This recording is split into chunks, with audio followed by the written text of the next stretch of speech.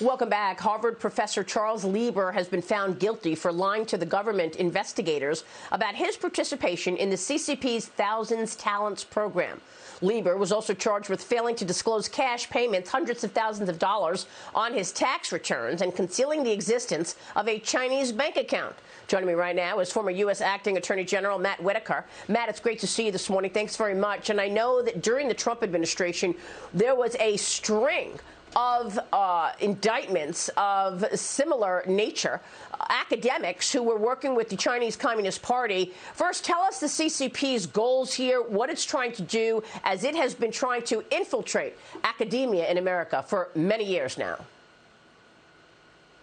Yeah, and it's good to be with you this morning, Maria. What you see in this Dr. Lieber case, in addition to several of these other types of cases, are the Chinese organized and trying to steal American technology, innovation, and research. And, you know, Mr. Lieber was trying to recruit others, experts in their fields, to work with and for the Chinese government. I mean, obviously, the most concerning thing is that that is not a crime in and of itself. It was because of his tax evasion and his lying to the FBI that he was found guilty. But, you know, this just is one example of the Chinese influence in our country and how they're just trying to take all of our innovation and purloin it and use it for their own interests. But we haven't seen a lot of indictments under the Biden administration, frankly. I mean, under the Trump administration, we really looked under all these different rocks to find out what was going on, from academia to the embassy in Houston, even a CCP spy on the NYPD at one point. What are your thoughts? Have we stopped being tough on this issue? Well, it's clearly that there has been a change of stance regarding the Chinese government and what they're doing in our country. And it's very concerning because you're right.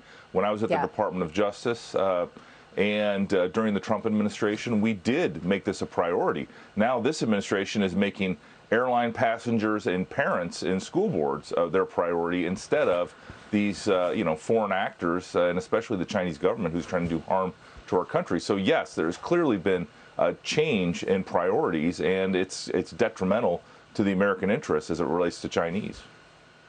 It's very concerning. You did a great job when you were there, and we are going to keep watching this subject. I wrote all about this in my book, The Cost, so I want to make sure people understand what's going on, because this is so critical in terms of giving the CCP a leg up. I want to switch gears, though, and get your take on thousands of federal convicts released due to home confinement. They're released to home confinement, rather, due to COVID. They won't be required to return to prison once the pandemic ends.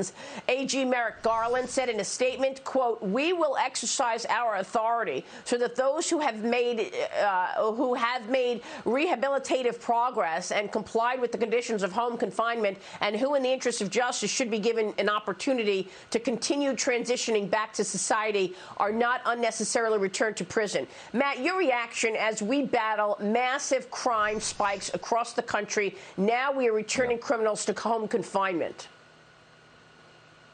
Yeah, what I see is about 4 to 5% of the nonviolent, low-risk people were let out because of the COVID emergency. Obviously, the violent criminals, the trigger pullers, the violent drug dealers, they are still in Bureau of Prison custody, and they're not going to get out because of COVID.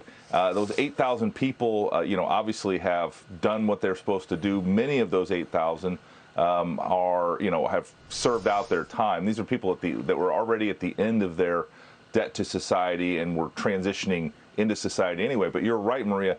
The biggest concern for me is this rising violent crime challenge that we're facing. But a lot of that is because the men and women of law enforcement aren't being supported by their political leaders, whether it's Chicago, whether it's California, where the politicians have not had the backs of law enforcement. You're seeing a spike in crime.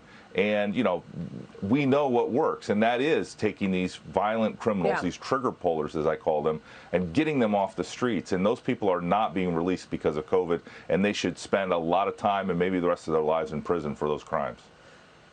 Well, it's unbelievable. You know, I mean, this DOJ is ignoring crime in plain sight. You know, meanwhile, they are letting real criminals out on the street. Let's talk John Durham for a second, the special counsel telling a federal court that he's scrutinizing members of Hillary Clinton's presidential campaign. No surprise here to me, no surprise to you.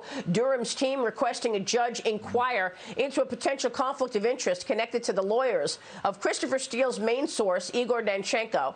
Durham's team says a separate lawyer at their firm is also currently representing Clinton's 2016 campaign and some of its former employees. Oh, now, what a coincidence, Matt. The same law firm that is representing Igor Danchenko, the guy who lied about the dossier, same firm representing Hillary Clinton's campaign.